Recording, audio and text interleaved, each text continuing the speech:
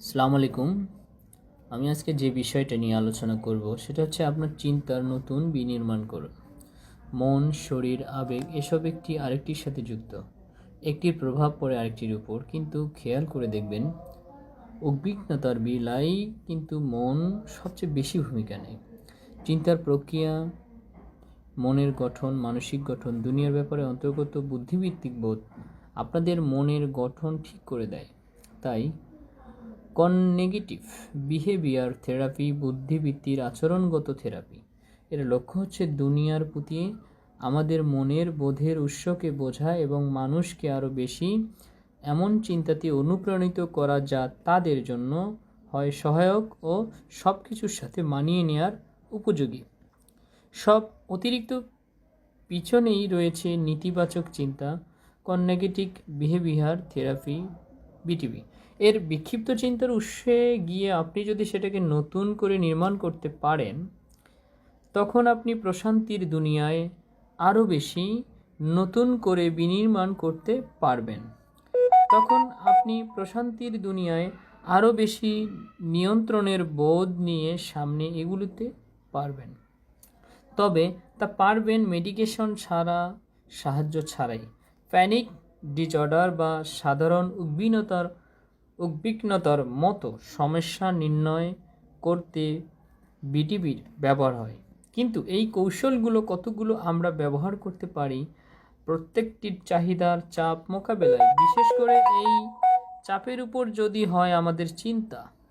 আসলেই আসলেই চিন্তা নির্মাণ করে কিভাবে আপনার দুনিয়াকে দেখবে এবং কেমন হবে আপনার আচরণ।